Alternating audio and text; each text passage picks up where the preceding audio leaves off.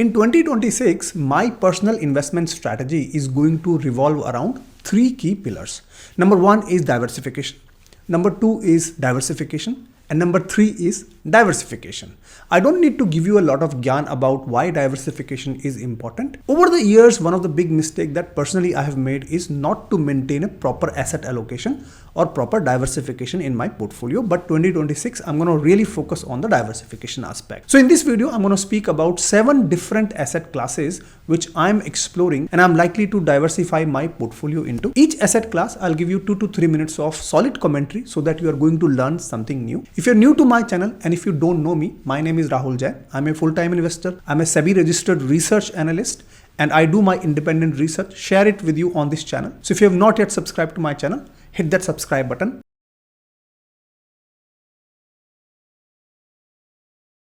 With that, let me start with the first asset class, which is Indian equity or Indian stock market.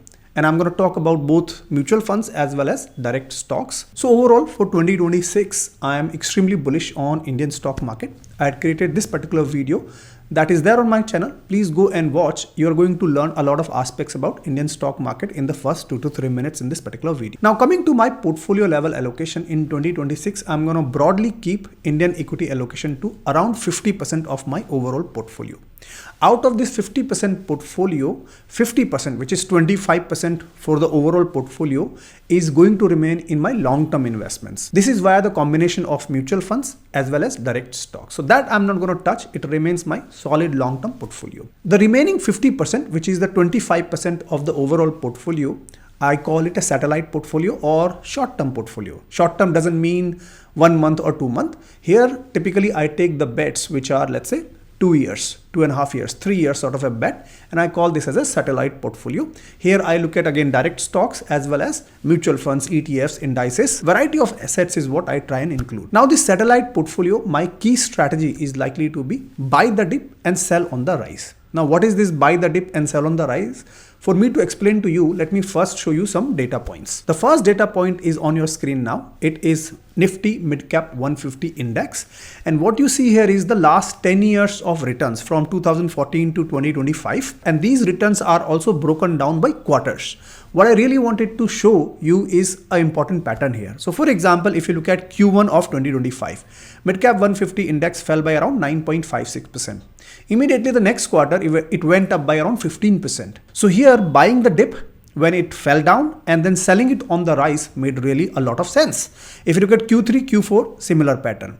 Now it is not guaranteed that every quarter this is going to follow out, but the point is very, very simple. If you go back and look at any of the past quarters, what you're going to find is that if this index falls by, let's say 5%, 7%, 8%, 9%, eventually there is a recovery in next 2 to 3 quarters. That's what the data is showing you. You look at any of these quarters for the last 10 years, then this thesis is definitely proved. Of course, past history may repeat or may not repeat, but eventually this is the pattern that I'm going to bet on when it comes to Midcap 150 Index. Now this strategy also has worked very well with small cap index. Have a look at this Nifty Small Cap 250 Index, and if you see 2019 to 2025 data, again I could not find the data beyond 2019, but what you see here is very, very similar pattern. Q1 2025 14.92% down, next quarter 17.83 up, right?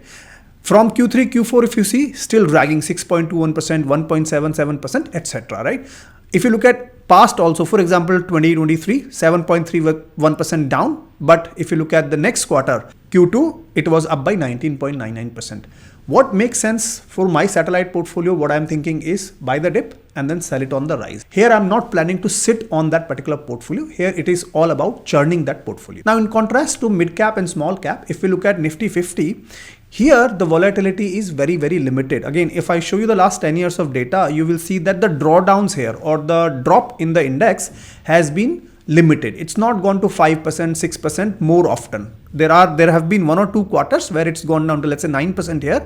But otherwise, if you see, majority of the times 2.67%, 1.44%, right? 4.9%. Majority of the times it has been slightly less than 5%. So this strategy may or may not work with Nifty 50, but the past data about mid cap and small cap is definitely telling me that that strategy is likely to work, may work. That's why I'm going to bang on this. And I'm going to look at my short-term portfolio to look at building some index level, ETF level positions. So this is my first asset class, which is Indian equity. And broadly, I'm bullish in 2026. And I'm going to allocate around 50% of my overall portfolio to Indian stock market. Again, not a recommendation that you do it.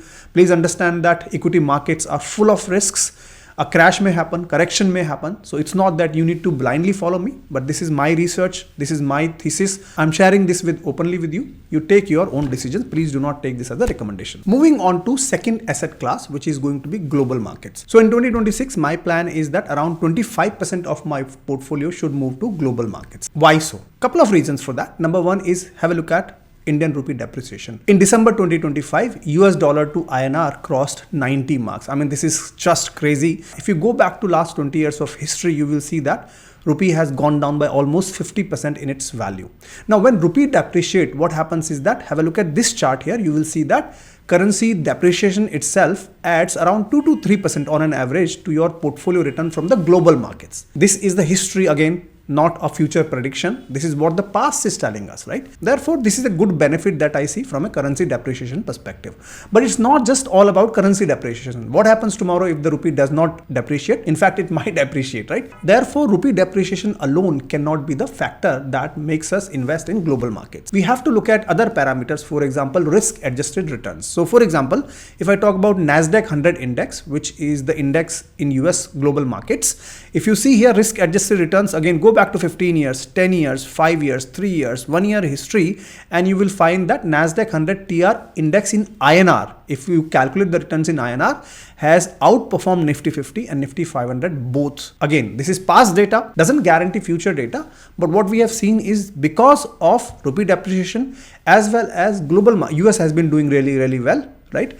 This has done pretty well. Does this mean that we should put all of our money in US stock market? Absolutely not. When it comes to US stock market or any other market, timing is extremely important, right? For example, Nasdaq 100 index in the last 1 year has been rallying like anything, right? Would I invest in this index at when it is all-time high? Of course not, right? We need to find those opportunities and accordingly take our bets. And also let me make it very clear that global investing is not just about US stock market. Have a look at my screen. What you see is the emerging markets returns over the last 1 year, 3 year, etc. And a lot of global markets have done pretty well if you look at the 3 years returns. Of course, there are a lot of risks involved in these global markets. Therefore, if you don't understand them, don't invest it. I'm doing a lot of research around these markets so that I can find some opportunities for my portfolio. Therefore, overall, I'm going to take around 25% of exposure into global markets. Now, what are the routes here? You can go through mutual fund routes. I created one video around mutual funds. Please go and learn about different global mutual funds, right? What they are doing, where they're investing, which themes they are investing. That will give you very good idea about global mutual funds. If you want me to create videos around specific global mutual funds, let me know in the comments. I'll be happy to read your comments and come up with more videos. For US stock market, look at this masterclass that I created. A lot of good content here about how to go about starting investing in US markets. Again, I'm not saying that you have to invest. My point is that you learn about global markets as well so that you can bring that diversification into your portfolio. So far, if you're liking this video, request you to hit the like button. Let me know in the comments, simple thank you. It motivates me to do a lot of research for you and bring some quality content at zero cost. Also, if you want to get access to my exclusive content, you can join my YouTube community. Almost on a daily basis, I'm posting on that community as well, giving you a lot of insights that will make you a well-informed investor. The feedback of this community has been excellent. Simply go to my channel, find the join button and be my guest. With that, let me move to my third asset class that I am targeting, and it is going to be silver. Around 10% of my portfolio I like to build in silver if the opportunity emerges there. Now you'll say that Rahul, everybody is talking about silver now because silver has given bull run or silver is crashing or whatever is the case. Here is what I would say to you, that I created a video on silver bull run long back, 7 to 8 months back, and at that time silver was trading at around $35 an ounce, right? From that time onwards, silver has given even better bull runs, right? Also, I created this video where I talked about some of the specific bull runs of silver. For example, what happened in 1980s, what happened in 2011, what is now happening in 2025. All of these details are quite meaningful. I've done a lot of research about silver in terms of what exactly is going on. And I've concluded that I'm more bullish in silver than in gold. And therefore, I'm going to take around 10% of my allocation into silver. Now here, the timing is going to be extremely important. It's not that I'm going to buy silver when it is all-time high. There has to be a lot of caution given when you're buying something that has given massive run up, right? Risk is very high, reward might be smaller here. Therefore, you really need to consider when you are buying any of these assets that are going very high. One of the important indicator that I look when it comes to silver and gold is 200 days moving average, and see how big is the gap between the current price and the 200 days moving average. For example, right now, there's a huge gap between 200 days moving average and the trading price of the silver. Therefore, it is very risky for my risk appetite, right?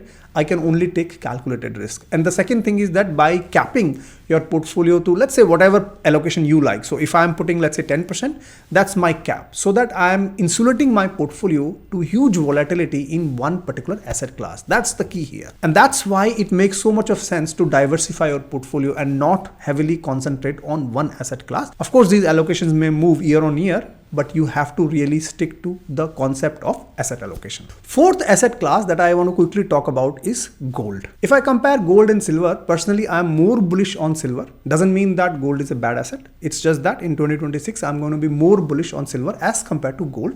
But still, I would like to allocate around 5% of my portfolio to gold. I recently created a video on gold on my Hindi channel. If you have not yet subscribed to my Hindi channel and want to listen to me in Hindi, then please go and subscribe to that channel. I've given you the link in the description and in the pinned comments. Coming back to gold, one of the biggest points that people do not know is that gold is now emerging as a currency backup solution. For example, Tether, right? Tether is a cryptocurrency. They have been heavily buying gold in the global market. Look at this data here. In fact, they have become one of the world's biggest gold holders. Tether now has more than 100 tons of gold reserves. And that equates to around more than $15 billion of gold buying. And if you see the pattern, they started buying gold from Q2 of 2024. So it's a very recent move. And why they have done it? Mainly because they have a cryptocurrency that they are trying to back by gold. Now just imagine a world where more and more cryptocurrencies start to back their currencies by gold to bring credibility into the crypto market. Then there may be more buying in gold, right? And it's not just cryptocurrency. There are gold ETFs globally that are getting a lot of inflows when it comes to investments in gold. And thirdly, of course, the central banks have continuously been buying gold. These are the three big buyers. Again, I've talked about all of that with some data proofs in this particular video about gold. Please go and watch that video. You are going to learn a lot about gold. And as is valid for all the asset classes, entry price in gold also matters a lot. If you look at the performance of gold in 2025 as of 12th of December, gold is up by around 63% YTD basis, and that is a good rally. Of course, it is half the rally of what we have seen in silver, but still it's a very good rally that what we have seen. Therefore, we need to be really cautious in terms of the entry price in gold. If you look at the 200 days moving average, it's still very far away from gold. Again, it's up to you what is your entry price, but right now I'm not very comfortable taking a bet in gold. Why? Because it is very risky in my view. Having said that, in 2026, if I see some good correction, if I see good entry price levels, then I'm going to build around 5% of my portfolio into gold. Moving on to fifth asset class, which is Bitcoin. When it comes to Bitcoin, my maximum allocation is going to be 5%. Maximum doesn't mean that I'm definitely going to take an exposure into Bitcoin. It really depends on two main factors. Factor number one is that I am not yet very comfortable with any Bitcoin platforms, crypto platforms. I'm still doing my research, and if I am able to find and trust any of the platforms, then that first concern is taken care. Right now, I'm not very confident on any crypto platforms. There used to be an ETF in global markets called EBIT that also I think has been banned by Indian government. So we cannot really take that as an exposure. Second point or second concerns about Bitcoin is that price volatility in Bitcoin is very high. For example, if I show you this chart here, back in November 21 to January 23, Bitcoin crashed by almost 77%. A lot of people don't even understand, including me, that what was the key reason for this fall. There are various theories, there are various datas, there are various parameters that may have driven this price crash. Again, it's extremely hard to predict Bitcoin prices. Therefore, it's a highly risky asset. This does have some sort of value in it for long term. Therefore, 5% allocation for my portfolio does make sense, provided I find a very good, robust crypto platform. Now, one of the important driving factor of Bitcoin price I could see so far is that relation between Bitcoin and US dollar strength or weakness. For example, here what you see on the chart is that black line is showing you Bitcoin price movement and the green one is showing you US dollar index movement, and you will see an inverse relation here. For example, here US dollar index was down, Bitcoin was very high. Why does this happen? Simple logic here that 64% of global debt is in US dollars. Okay, that means a lot of global countries have taken debt in US dollars and they will have to pay it back, or they will have to give interest on this debt in US dollar. Now, if US dollar weakens, what happens is that these investors have to pay less US dollar because they are essentially converting their currency into US dollar. And if dollar is weak, then they have to pay less in dollars, right? Therefore, they will have some surplus money, and the logic is that they might put this surplus money into investment class like, for example, Bitcoin.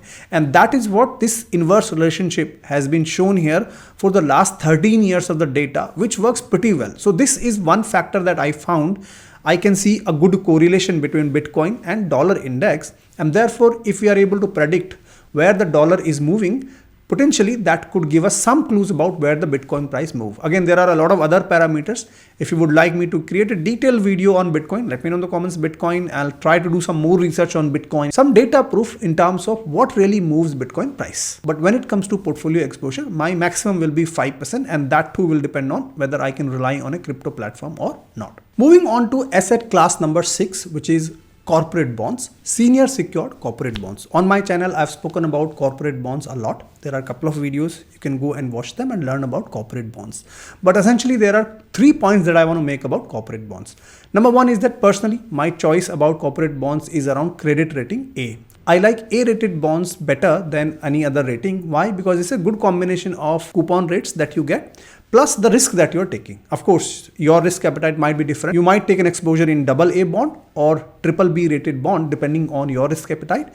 Personally, I like A-rated bonds. Again, not a recommendation that you stick to them. Second point is that I'm going to take my exposure to corporate bonds whenever I feel like the market is not giving us good returns or unlikely to give us good returns, maybe because earnings are not good or maybe valuations are overstretched. At that time, it makes a lot of sense to move some of the money into corporate bonds. Third and last point about corporate bonds is that always spread your bets into 2 or 3 corporate bonds so that your risk is spread out, and also make sure that you only going with SEBI registered online bond platforms. Moving on to my last and 7th asset class, which is liquid funds.